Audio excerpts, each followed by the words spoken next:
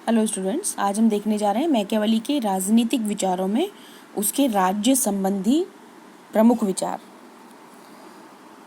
Machiavelli ने कोई महान राजनीतिक सिद्धांत रचने की कोशिश नहीं की थी, बल्कि उसने राज्य को सफलतापूर्वक चलाने की मतलब स्टेट क्राफ्ट की कुछ युक्तियाँ पेश की थी। उसने कुछ मंत्र बताए थे, कुछ युक्तियाँ बताई थी कि राज्य को सफलतापूर्वक किस तरह से चलाया जा सकता है, उसको बेटर कैसे बनाया जा सकता है, उसको सशक्त कैसे बनाया जा सकता है। तो इसके साथ ही उसके विचारों में कुछ राज्य से संबंधित अन्य चीज़ें भी हमें दिखाई देती हैं। हालांकि उसका उद्देश्य राज्य की उत्पत्ति और प्रकृति वगैरह पर फोकस करना नहीं था, पर जो कुछ भी उसके विचारों में बिखरा पड़ा है उसको हम यहाँ कुछ संक्षेप में देख लेते हैं। राज्य की उत्पत्ति या प्रकृति वगैरह के लिए या विभिन्न शासन प्रणालियों के बारे में बताने के लिए मैकियावेली को नहीं जाना जाता है। मैकियावेली को जो हम 2 वीडियो पहले देख चुके हैं कि उसकी मानव स्वभाव संबंधी विचार या धर्म और नैतिकता से राजनीति को पृथक करने संबंधी विचार या शासन कला संबंधी विचार, जो हम आगे अभी इसी वीडियो में देखने जा रहे हैं, के लिए जाना जाता है। राज्य की उत्पत्ति और प्रकृति भी पर साथ में मैकियावेली ने जो कुछ भी बताया हम उसको बहुत संक्षेप में देख लेते हैं। राज्य की उत्पत्ति और प्रकृति के बारे में या हम स्क्रीन पे अपने पहला राज्य संबंधी विचारों में पहली चीज़ देख रहे हैं कि उसने राज्य की उत्पत्ति और प्रकृति के बारे में क्या कहा।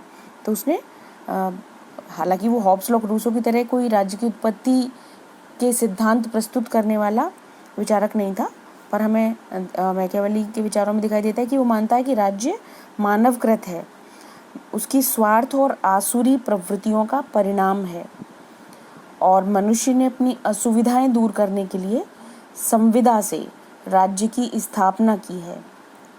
राज्य सर्वोच्च संगठन है और मानव कल्याण का एकमात्र साधन है, इसलिए मनुष्य के लिए आवश्यक है कि वो राज्य के लिए समर्पण कर दे, राज्य के लिए अपना राज्य को जो भी वांछित है उसको दे दे, समर्पित कर दे। उसके विचारों में राज्य के बारे में, राज्य से संबंधित ये भी दिखाई देता है। दूसरे पॉइंट में हमने लिखा है राज्य के विस्तार की आवश्यकता। मैकियावेली का मानना था कि जो राज्य विस्तार नहीं करता वह स्थिर नहीं रह सकता, वह स्टेबल नहीं रह सकता। 2 प्रकार के राज्य होते हैं उसकी नज़र में, एक स्वस्थ जो युद्धशील होता है। ये हमको थोड़ा उसके जो विचार हैं बहुत नए लग सकते हैं। मैकियावेली विस्तारवाद और युद्ध को प्रोत्साहन देता हुआ दिखाई देता है। वो कहता है कि 2 प्रकार के राज्य होते हैं, पहला स्वस्थ जो युद्धशील होता है, दूसरा अस्वस्थ जो युद्ध नहीं कर रहा होता है। उदाहरण के लिए उसने अपनी बात को पुष्ट करने के लिए उदाहरण दिया कि रोमन साम्राज्य का पतन इसलिए हुआ क्योंकि यूनानी नगर राज्यों का पतन इसलिए हुआ क्योंकि उन्होंने विस्तार की चेष्टा नहीं की। उसके राजनीतिक विचारों में कुछ शासन प्रणालियों के बारे में भी, विभिन्न शासन प्रणालियाँ कौन कौन सी होती हैं और सर्वश्रेष्ठ कौन सी होती है, भी कुछ जो कुछ भी उसने कहा वो हम देख लेते हैं। मैकियावेली ने शक्तिशाली राजतंत्रों की प्रशंसा की थी और इटली में भी ऐसा ही शक्तिशाली राजतंत्र वो स्थापित करना चाहता था, पर शायद ये केवल तत्कालीन परिस्थितियों के कारण ही था, क्योंकि इटली को वो स्ट्रॉन्ग बनाना चाहता था।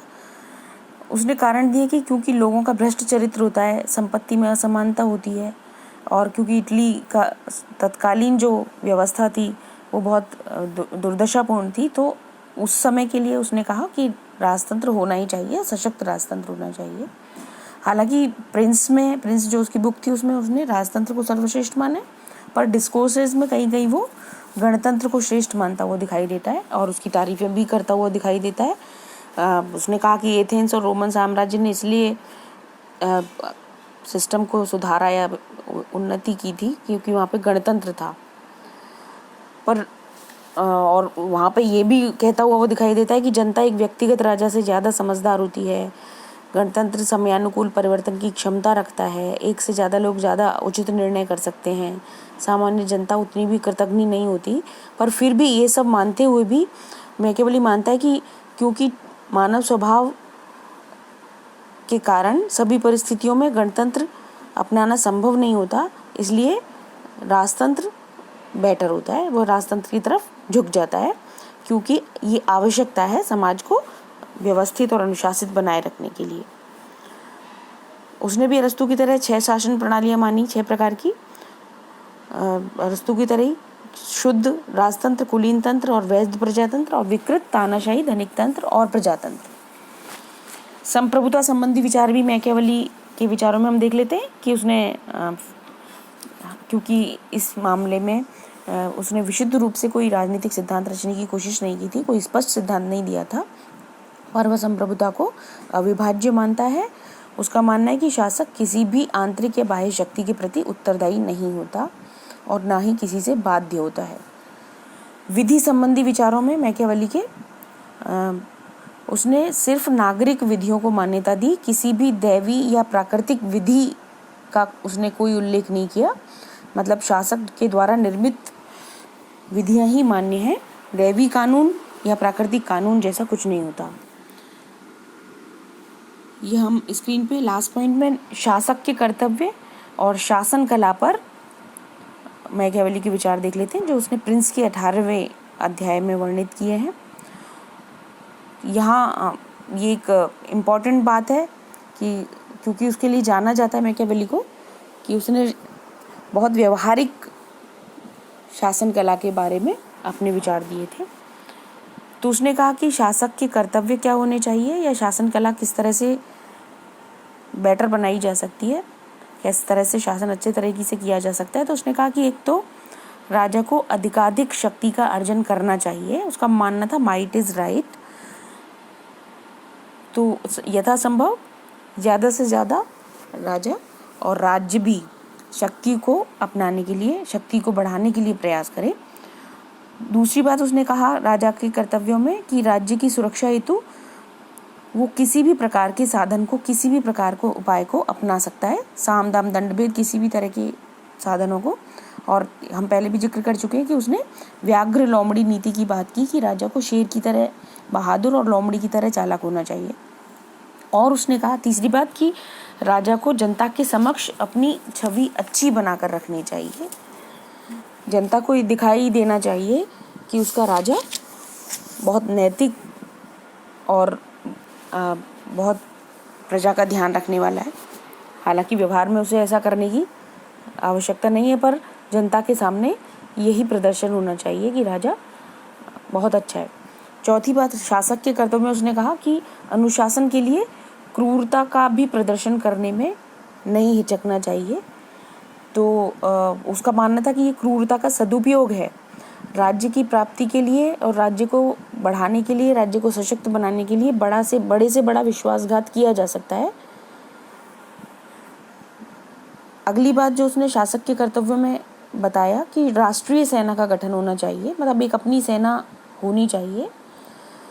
अभी हर राष्ट्र की एक सेना होती है तो हमारे लिए एक नई बात हो सकती है, पर उस समय के छोटे छोटे राज्यों के लिए मैकियावेली का मानना था कि भले ही छोटे राज्य हैं पर सबकी अपनी एक राष्ट्रीय सेना होनी चाहिए, विदेशी सेना पर उसकी निर्भरता नहीं होनी चाहिए। अगली बात मैकियावेली ने राज्य के शासक के कर्तव्यों के संबंध में कहा कि कानूनों का कठोरतापूर्वक पालन करवाना चाहिए, ये आवश्यक है और इसके लिए कठोर दंड की व्यवस्था रखनी चाहिए, तभी जाकर के व्यवस्था बनी रह सकती है।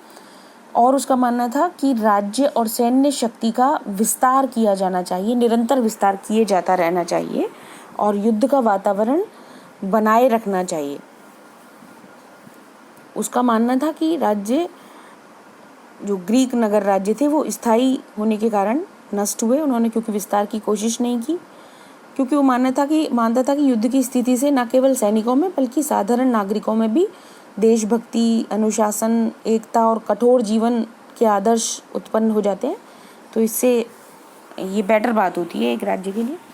तो ये उसकी अपनी सोच थी, इससे हम हो सकता है सहमत ना हो।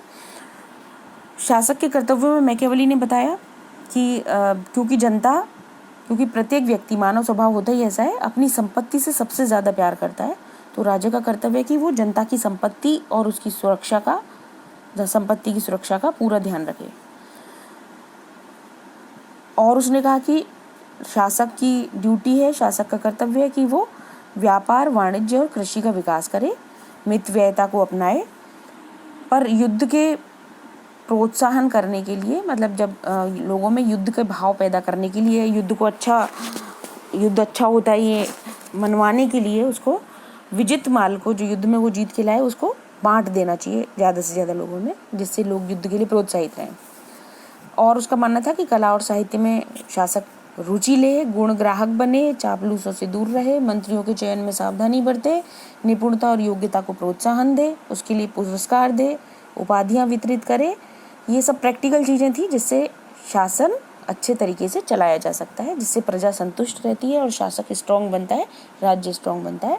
और अंतर्राष्ट्रीय संबंधों के क्षेत्र में उसने कहा कि राजा की ड्यूटी है कि वो शक्ति संतुलन बनाए रखे, पड़ोसी राज्यों में गठबंधन ना होने दे, उनके आंतरिक मामलों में भी हस्तक्षेप यदि करना पड़े इसको लेकर के तो राज्य करे, और अपनी अंतर्राष्ट्रीय स्थिति को भी सशक्त बनाए रखने के लिए निरंतर प्रयास करे।